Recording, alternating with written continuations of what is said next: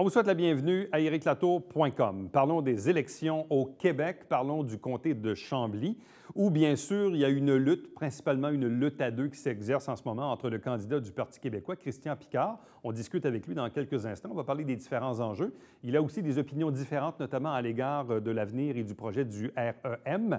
Et parlons d'abord au député sortant. Il était également le critique en matière d'éducation pour la Coalition Avenir Québec. Et je parle ici de Jean-François Roberge.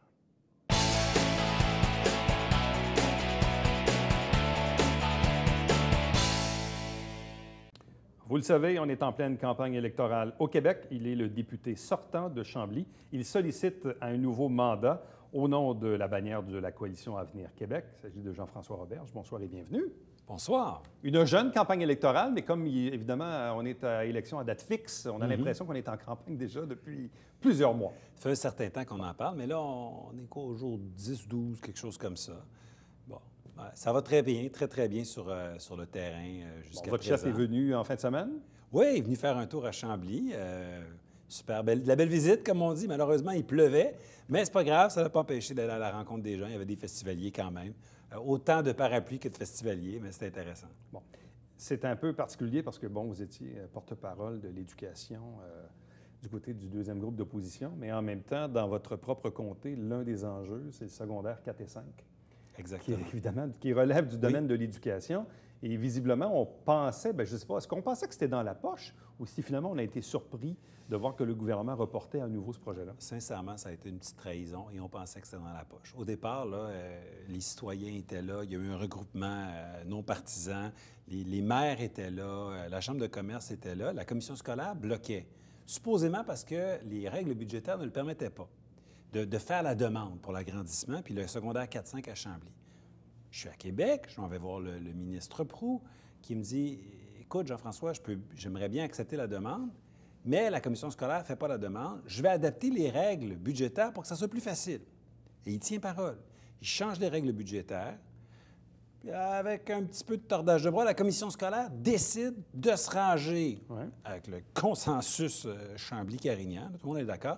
Et il présente finalement ce printemps la demande. Moi, j'étais convaincu que c'était comme une lettre à la poste. J'avais parlé de ce dossier-là avec le ministre à plusieurs reprises. Il était au courant de la situation. Et quand on a reçu la lettre de refus, j'ai été très surpris, très déçu. Je ne comprends pas sa volte-face là-dessus. Fait que, écoutez, on est en campagne électorale. J'aurais vraiment souhaité mettre ça dans le bilan, sincèrement, de dire c'est fait, c'est autorisé, c'est approuvé. Là, finalement, ça devient un engagement. La CAQ va le faire, le secondaire 4-5, si on est au gouvernement. Mais aujourd'hui même, votre adversaire libéral, dans une entrevue à la radio, à Boom 180, disait que oui, si les libéraux sont élus dans Chambly, il y aura un secondaire 4-5. Bon, écoutez, que vaut sa parole? Que vaut sa parole? Il m'a dit la même chose en janvier dernier, il me l'a dit en mai dernier. Là, il nous le promet. Il pouvait le faire, il a choisi de ne pas le faire.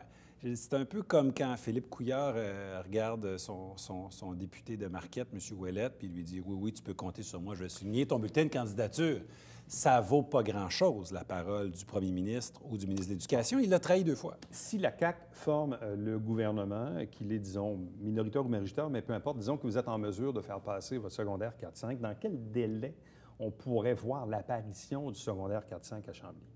Bien, on va mettre en chantier l'école. Il va falloir faire des plans d'architecture. Il va falloir un appel de projet. J'imagine qu'à l'intérieur, peut-être de 18 mois, on commence la construction. Ouais. Après ça, est-ce que ça prend 1 an peut-être? C'est difficile à dire sincèrement, mais je vous dirais, c'est certain que la mise en chantier va se faire à l'intérieur du mandat. J'espère qu'à l'intérieur de 3 ans, l'école sera ouverte. Ça, c'est un objectif que je me fixe. Parce que c'est pas normal que ça prenne 3, 4, 5 ans à bâtir une école au Québec. Là, on veut simplement l'agrandir. On va faire le plus vite possible. On va faire le plus vite possible. Mais surtout, on va le faire parce que ça fait 10 ans que les citoyens le demandent, qu'il ne se passe rien. Là, on a un engagement ferme de la part de la CAQ de le faire. Bon. Parlons d'engagement de la CAQ, parlons d'éducation. C'était un peu votre dada dans les dernières années. Vous êtes issu également du monde de l'éducation. Est-ce qu'on est toujours dans ce même canevas de dire si la CAQ est portée au pouvoir, nous prônons l'abolition des commissions scolaires? Est-ce qu'on est toujours dans ce même discours? On n'a pas changé de discours. J'aime mieux dire la transformation des commissions scolaires en centres de services aux écoles, parce que l'abolition, c'est comme s'il ne restait plus rien. Ouais. On veut abolir les élections scolaires. Oh que oui, il n'y a pas de doute là-dessus. Plus d'élections scolaires dans lesquelles, en passant, seulement 5 des gens vont voter, 95 des gens ne vont pas voter. On élimine les élections scolaires, on élimine les postes de commissaires scolaires. On transforme les commissions scolaires en centres de services aux écoles. Comme un centre de santé ou comme un cégep? Du soutien administratif, ou un peu plus, ça peut ressembler à ça, mais en réalité, c'est du soutien administratif régional pour aider les écoles à faire l'entretien des bâtiments, les autobus, la liste de paye, le transport scolaire. Mais ce qu'on veut essentiellement, c'est que les décisions qui touchent la vie de l'école, les décisions pédagogiques soient prises par ceux qui connaissent les enfants par leur nom, là. Les parents, les enseignants, les professionnels, la direction d'école. C'est là que les décisions doivent se prendre. Puis, le palier régional servira à aider les écoles, pas à les diriger à distance. C'est ça qui est important. Bon. Et croyez-vous que ce changement de structure va amener une augmentation du taux de diplomation? À lui seul, écoutez, je pense que ça va aider, mais il faut faire attention. Ce n'est pas un coup de baguette magique. Il n'y a pas que ça dans le programme de la CAQ. Mais on pense que oui. On pense que de donner plus d'autonomie aux enseignants, aux enseignantes, aux professionnels, de leur remettre un peu les clés de l'école et de les rendre fiers d'être dans cette école-là. Le sentiment d'appartenance en établissement, c'est pas à négliger, mais il n'y a pas juste ça. Là. On va réinvestir dans nos écoles, on va ajouter des professionnels, des conseillers en orientation secondaire, du parascolaire gratuit, 1 heure par jour, tout le long du secondaire de parascolaire. C'est immense. Donc, évidemment que ce n'est pas simplement la transformation des commissions scolaires en centres de services aux écoles. Bon. Revenons aux priorités et aux enjeux du comté de Chambly. On parlait tantôt d'éducation, oui, avec le projet du secondaire 4-5. Il y a aussi de gros enjeux liés au transport, inévitablement. Transport collectif, le fameux projet du REM. Évidemment, il y a toujours la problématique de la congestion perpétuelle sur la 112. Bref, quels sont les engagements de la Coalition Avenir Québec pour ces problématiques liées au transport dans Chambly? Très clairement, c'est d'avoir une gare du REM directement à l'intersection 10-35, que ça va être aussi bon pour les gens de Chambly, Carignan, Marieville, Berville, Saint-Jean aussi. Évidemment, ça va faciliter la vie de tous ces gens-là. Aussi, un élargissement de l'autoroute 30 des deux côtés. Oui, ça aussi. Ça va être majeur, hein, parce que la 30, c'est même pas besoin d'avoir 1 heure de pointe pour bloquer sur la 30. Entre la 10 et la 20, c'est pas très praticable. Il ne se passe rien, là, donc c'est clair qu'il faut élargir la 30, évidemment. Il y a aussi du transport. Je veux juste dire, il y a aussi du transport sur Tachereau. On veut que le REM aussi aille dans cette direction-là, pas seulement du transport en commun Montréal, Rive-Sud, mais aussi du transport en commun sur la Rive-Sud. La 112, là, la raison pour laquelle on s'est fait revirer de bord, moi, j'ai organisé une rencontre entre maire de Carignan, maire de Chambly et la RTM à Montréal. On est allé là, je vais vous le dire, on a le sentiment de s'être fait niaiser. On était allé là pendant 1 heure pour se faire dire finalement qu'il allait consulter les gens, alors qu'on avait dans notre poche une étude du MTQ qui disait que si rien n'est fait, le nombre d'accidents va augmenter. La solution à ça, là, c'est de donner davantage de pouvoir aux maires de la Rive-Sud et de la Rive-Nord. Que tout ne se décide pas à Montréal, parce que les maires et mairesses, évidemment, savent ce qui est bon pour eux. Moi, je suis convaincu qu'en changeant cette structure-là, la 112 va être élargie assez rapidement. Bon. On s'entend, sans faire de la grande politique. Oui, on regarde un peu les sondages aller. Et quand on regarde également vos adversaires, on se rend compte qu'à Chambly, mais dans d'autres comtés de proximité, ce sont principalement des luttes à deux entre vous et le Parti québécois. Et je me mets dans la peau de l'électeur qui est indécis en ce moment. Il se dit, ouais, bon, Robert, c'est mon bon député, c'est un bon député, il fait des choses, le Parti québécois, le candidat est intéressant aussi. Bref, pour l'électeur qui est moindrement indécis, qu'est-ce qui vous différencie du Parti québécois dans Chambly? Moi, là, je suis un électeur indécis. Là. Oui. Vous devez me convaincre en quoi vous êtes différent du Parti québécois. Il y a énormément. Premièrement, sur l'éducation, nous, ce n'est pas le statu quo. Là. En ce moment, là, les commissions scolaires pour le Parti québécois, c'est le statu quo. Ils aiment ça, dépenser 20 millions de dollars pour faire des élections scolaires aux 4 ans, des élections auxquelles personne ne participe. Ça coûte cher. Cet argent-là devrait aller dans les écoles. Au Parti québécois, ils trouvent que c'est très bien ici. Pas nous. Nous, on veut offrir la prématernelle 4 ans à tous. Les études le démontrent, c'est la meilleure façon de lutter contre le décrochage. Nous, on veut le faire, pas eux. Nous, on veut amener une gare du REM jusqu'à Chambly, intersection 10-35, eux veulent défaire le REM avec la pénalité qu'il y aura à la clé, hein, parce que le train est parti, c'est un jeu de mots, le train est parti, et de s'attaquer au REM alors qu'il y a des expropriations qui sont faites, des contrats qui sont donnés, ça va nous coûter cher juste pour ne pas faire le REM. Quelle erreur! Donc ça, c'est une autre différence entre nous et le Parti québécois. Puis évidemment, nous, on ne met pas nos énergies à essayer de créer une chicane avec Ottawa pour essayer de faire monter l'option souverainiste. Nous, on essaie de faire fonctionner les choses. Donc, c'est une autre différence assez importante entre la CAQ et le Parti québécois. Bon. Quels sont les autres enjeux dont les électeurs vous parlent? On parle de transport, on parle d'éducation, mais il y a aussi des enjeux liés à la santé. Bon, santé. Le CLSC, entre autres. Ah, vraiment, vraiment. Je me fais parler, peut-être pas tous les jours, mais presque tous les jours, de la coupure qu'on a vécue là, à Chambly, mais tout autour, là, c'est à Richelieu, le CLSC du Richelieu. Ça, là, ça a insulté les gens, vraiment. Alors que déjà, le problème en santé au Québec, c'est pas un problème de qualité de soins, c'est un problème d'accès. On est allé empirer la situation. Les libéraux sont allés empirer la situation en fermant le sans rendez-vous au CLSC de Richelieu, en disant aux gens de Chambly et de partout autour, bien, vous avez juste à aller à Saint-Jean, à la clinique Midi-Soleil. Ça, là, c'est quelle erreur monumentale. Et ça va totalement à l'envers de notre plateforme. Nous, avant même cette coupure-là, on avait un engagement à rétablir les CLSC comme étant la première ligne. Ça veut dire ouvert au sans rendez-vous, soir et fin de semaine. Donc, c'est un enjeu très important. Puis je pense qu'on a une réponse qui satisfait les gens. Bon. Qu'est-ce qu'il vous reste à faire pour convaincre les gens? Parce qu'une campagne électorale, c'est un peu ça. On expose nos points. Oui, il y a des enjeux que les gens voient au niveau national. Il y a des enjeux dans le comté. Oui, on serre des mains et tout ça, mais dans le fond, sentez-vous que les électeurs sont en mode électoral, qu'ils sont réceptifs à ce que vous leur dites? Ah, beaucoup. Je pense que les gens sont très intéressés. Les gens sont intéressés à savoir qui va tasser les libéraux. Essentiellement, là, il y a beaucoup de gens qui se posent cette question-là. Comment on fait pour tasser les libéraux qui sont là depuis 15 ans, qui ont mis à mal notre réseau d'éducation, les écoles? Je veux dire, 1 sur 2 au Québec est classée D ou E pour son entretien. Je vous ai parlé de l'accès aux soins de santé, je vous ai parlé de congestion routière. Et les gens veulent en savoir plus sur la coalition Avenir Québec parce que, bon, en ce moment, ça semble être nous qui sommes l'alternative. Donc, oui, dans Chambly, mais un peu partout, les gens veulent savoir qu'est-ce qu'on a à proposer, en quoi on va faire plus et mieux. Mais les gens sont très curieux. Je me fais poser beaucoup de questions. Les gens ne font pas juste me serrer la main puis ils s'en vont. Ils m'interrogent sur nos différentes politiques. Jean-François Roberge, merci beaucoup. Bonne chance. Merci beaucoup. Au retour de la pause, l'adversaire de M. Roberge pour le Parti québécois dans Chambly, Christian Picard.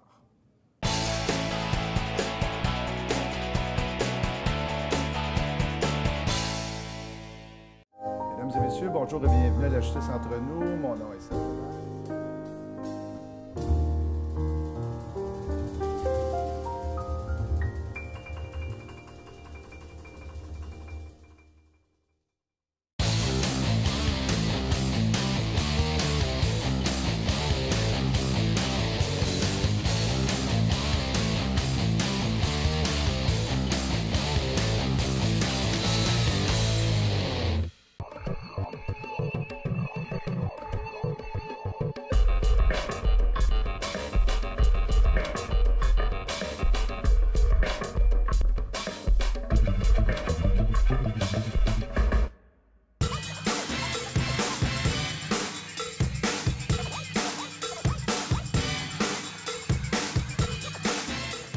Dimanche, 9h30, Télé Bingo, on vous attend.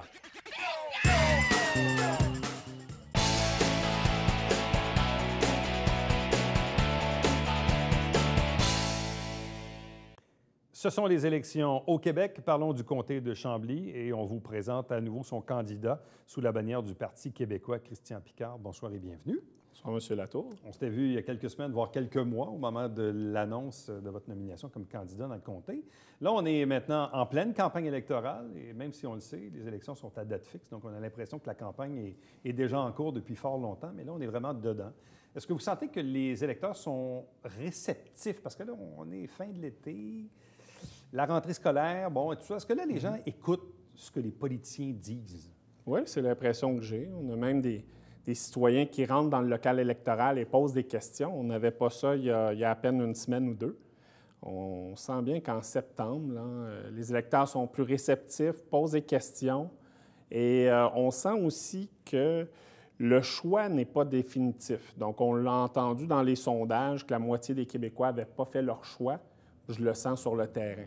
Bon, je le disais à votre adversaire un peu plus tôt dans l'émission, bon, parce qu'on va se dire les vraies choses, dans Chambly et dans bien d'autres comtés, ce sont principalement des luttes à deux. À preuve, on a invité les candidats libéraux et Québec solidaire pour Chambly, mais c'était drôlement difficile de les avoir en entrevue.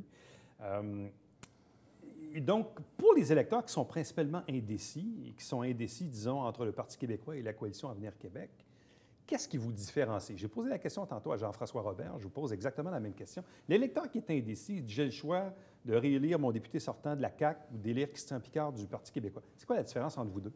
C'est quoi la différence entre les deux partis? Bien, première des choses, moi, je ne parlerai pas contre Jean-François Roberge, la personne, parce que c'est pas, d'ailleurs, c'est pas Star Academy, c'est pas un concours de popularité. Ouais. C'est un choix par rapport à notre avenir. Et pour ce qui est des différences, bien, vous savez, dans les derniers mois, vous l'avez probablement suivi, le CLSC à Richelieu, en fait, dans la circonscription de Chambly, on a délocalisé la clinique sans rendez-vous à Saint-Jean-sur-Richelieu. Donc, pour les gens là, de ma circonscription, de notre circonscription, ils doivent maintenant faire 20 km plus loin s'ils n'ont pas de médecin de famille. Moi, je suis là sur le terrain à 7 heures, je remplis des pétitions, j'explique aux gens la décision. Il y a bien des gens qui l'apprennent sur place. Donc, moi, je suis un gars de terrain, je suis avec les gens et je suis dans l'intervention plutôt qu'être passif ou être plutôt en surface ou en image seulement. Moi, j'y vais avec les gens, je rencontre les gens et je constate qu'ils veulent avoir des services de proximité pour ce qui est de la santé. Et nous, on propose notamment un CLSC ouvert de 9h à 9h, 7 jours sur 7. Donc, c'est une vision qui est très différente de ce qu'on connaît au Parti libéral ou à la CAQ, qui vont plus vers la centralisation et donc ce qu'on connaît actuellement. Donc, c'est de la centralisation qu'on connaît en ce moment avec notre CLSC. Un CLSC, c'est là pour donner des services de proximité, pour éviter que les gens puissent se rendre à l'hôpital à l'urgence. C'est fait pour ça. Et notre CLSC à Richelieu, il est neuf. Il a à peine 8 ans. Et la population à Chambly, vous le savez, M. Latour, dans les 10 dernières années, il y a eu une croissance de 33 de la population. Donc, diminuer les services au moment où la population augmente, c'est un non-sens pour nous. Et moi, je suis avec les gens, puis je veux ramener les services le plus vite possible. Bon, parce que d'ailleurs, Chambly frise quoi, les 30 000 habitants. Oui. Ajoutons à cela Carignan, puis si on ajoute Richelieu, puis bon, Saint-Mathias, puis les alentours. Marieville est aussi desservie par le CLSC de Richelieu, qui est en forte croissance aussi. C'est pas mal de monde. Bon. Un des enjeux importants de cette campagne dans Chambly, c'est évidemment ce projet de secondaire 4 et 5. Oui. Bon, le député sortant en a parlé beaucoup ces dernières années, croyait finalement avoir abouti à quelque chose. Finalement, il y a eu une petite surprise dans les semaines qui ont précédé le déclenchement des élections. Quelle est la position du Parti québécois concernant le projet des secondaires 4-5 à Chambly? Donc, on avait eu l'occasion de s'en parler à ma dernière visite, puisque déjà depuis 2 ans, je m'exprime à cet effet-là pour qu'il y ait l'agrandissement du secondaire 4 et 5 à Chambly. Mon chef Jean-François Lisée s'est exprimé de la même façon. Malheureusement, j'ai été exclu de la coalition 4e et 5e secondaire. On sait que, malheureusement, la personne qui dirige cette coalition-là est organisatrice pour la CAQ et donc on m'exclut constamment de ça. Moi, je trouve ça malheureux, mais je veux dire aux citoyens qu'on a la même position. Et je peux même dire que les autres partis à Chambly ont tous la même position. Tout le monde est d'accord. Il y a le Parti libéral qui s'exprime moins, mais tout le monde est d'accord à Chambly pour agrandir l'école secondaire à la 4e et 5e secondaire. Et c'est urgent qu'on le fasse rapidement. On doit le faire rapidement. Ça aurait dû être fait déjà depuis plusieurs années. Bon. Autres enjeux quand même assez importants pour le comté de Chambly, des enjeux liés au transport. Puis là, quand je parle de transport, on parle de la 112, même de façon plus élargie, on parle de la 30. Également, on parle du REM, où tout le monde souhaite d'avoir une gare à l'intersection des autoroutes 10 et 35. Pas tout le monde. Bon, mais c'est ça. Et ça, c'est peut-être une position sur laquelle ça vous différencie de la coalition Avenir Québec. Donc, selon vous, quelle est votre vision du REM? Et là, j'ajouterais /, région de Chambly-Carignan. Oui. Donc, le REM, c'est un projet de 7 milliards au départ qui est administré par la Caisse de dépôt et de placement du Québec. L'objectif de la Caisse de dépôt, c'est pas d'avoir un meilleur système de transport pour l'ensemble du Grand Montréal. C'est de rentabiliser un projet. Et le REM en tant que tel, donc 7 milliards, 11 milliards avec la CAQ, puisque le prolongement jusqu'à Chambly qui a été annoncé est de plus de 4 milliards supplémentaires. Donc, c'est 11 milliards. C'est comme si on acceptait ou on prenait en considération que le trafic dans le Grand Montréal n'était concentré que sur cette ligne-là, qui dessert surtout des comtés libéraux, mais c'est pas vrai. Le trafic dans le Grand Montréal, c'est sur l'ensemble du Grand Montréal. Et pour 11 milliards, nous, on propose le grand déblocage. Le grand déblocage, c'est plusieurs projets de transport électrique, des trams électriques, des tracés d'autobus rapides, dans le but de débloquer le transport dans le Grand Montréal. Le REM ne réduit que de 1700 voitures par année sur nos routes dans l'ensemble du Grand Montréal. C'est très, très peu pour 11 milliards. Donc, selon vous, le coût-bénéfice n'est pas au rendez-vous avec le REM? Absolument pas. Donc, vous croyez que l'investissement du REM ne vaut pas la chandelle de par le peu d'effet sur la réduction des Pour véhicules? le même 7 milliards, nous réduisons de 155 000 voitures des routes et nous réduisons de 300 000 tonnes les GES, ce qui n'est pas le cas du tout du REM, puisqu'ils reprennent des tracés déjà existants. C'est normal, parce que pour eux, leur objectif, c'est de rentabiliser. Donc, rentabiliser, ils remplacent des tracés déjà existants. À Chambly, vous savez, on perd nos autobus directs entre Chambly et Montréal. On les perd. Les gens ne pourront plus embarquer dans un transport en commun à Chambly et sans transfert modal, arriver directement au métro à Montréal. Ça ne sera plus le cas. Mais comme le projet du REM a été annoncé il y a quand même un certain temps, est-ce qu'il n'y a pas un risque à ce moment-ci de contrecarrer, de payer des pénalités, de revoir qu'il y ait davantage de délais? Bref, est-ce qu'il n'y a pas un peu trop tard pour aller jouer là-dedans? Non, moi, je pense qu'il n'est jamais trop tard pour faire la bonne chose. On a 7 milliards en jeu et il faut retirer 10 du trafic du Grand Montréal si on veut que ça débloque. C'est ce qu'on propose. Et tout ce qui a été travaillé jusqu'à présent, c'est par rapport au pont, n'est-ce pas, la desserte du pont. Et tout ça est utilisable avec le grand déblocage où on mettrait à la place quelque chose de plus léger, un tram électrique, et tout ça est utilisable à ce moment-ci. Bon. Concernant la 112 et l'autoroute 30, est-ce que vous êtes favorable à un élargissement de ces deux routes? Oui, mais pas à n'importe lequel. C'est-à-dire qu'on veut élargir ces deux routes-là, la 10 et la 112, parce que je pense à Chambly. La 30, c'est le cas.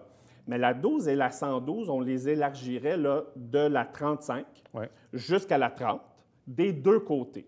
Parce que vous savez, du côté de la 10, il y a un côté qui a été fait, une petite portion.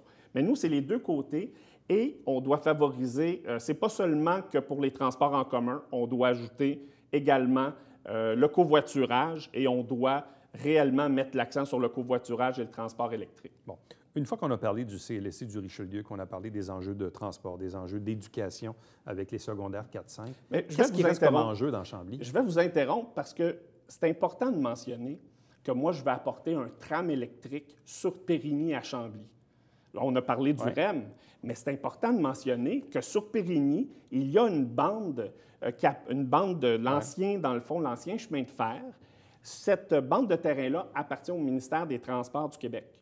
Et sur cette bande-là, on souhaite avoir un tram électrique. La grande différence, c'est que le REM va favoriser les commerçants du 10-30, tandis que le transport électrique, vous êtes probablement déjà allé en Europe, vous avez vu des tramways. Les tramways sont en plein dans la ville. Et à Chambly, on aura un tramway.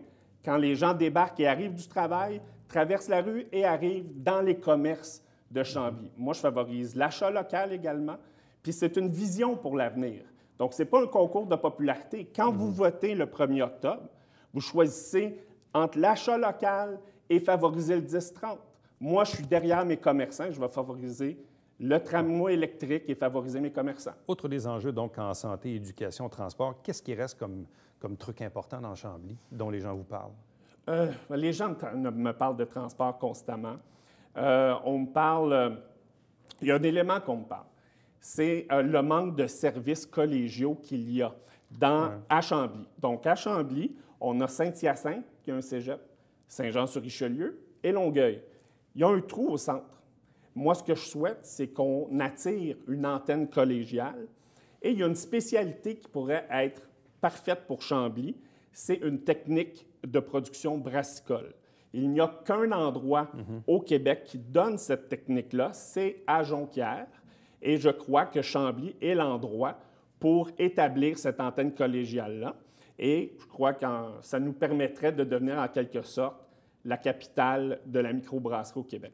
Okay. Donc, c'est un beau projet, une vision de lier le collégial au monde de la bière. Exactement. Et dans mon cas, comme j'étais entrepreneur, j'étais dans le monde de la politique, c'est une force chez moi d'être créatif et de travailler avec les besoins des gens et de ramener ça en solution et de débloquer les solutions pour que ça fonctionne.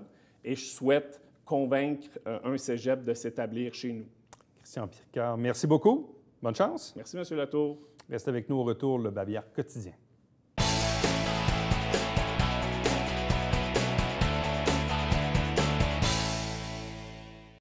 Mardi, le 18 septembre, collecte de sang au centre communautaire de Sabrevois. Donc, si vous habitez cette région, pas très, très loin, donc si vous désirez donner de votre sang, ça sera le moment de le faire à l'occasion de cette journée pour Aimant Québec. À chaque semaine, on vous présente des extraits des travaux du Conseil de ville. Les travaux ont repris lundi, le 10 septembre. Donc, nous, on va vous présenter au cours des prochains jours un résumé des travaux du Conseil de ville, ici même à la télévision du Richelieu, via l'émission qui porte le nom Saint-Jean-sur-Richelieu. L'émission se retrouve également sur notre site Web. Également, ne pas manquer, dimanche matin, 9h30 en direct, c'est toujours ici même le Télé-Bingo avec 4 000 $ en prix, 30 dépositaires pour acheter vos livrets un peu partout sur le territoire desservi par la télévision du Richelieu. Et puis, entre-temps, si vous désirez me joindre, faites-le par courriel, plus rapide et plus facile. Éric Latour en un mot, à commercial tvhr9.com. À demain.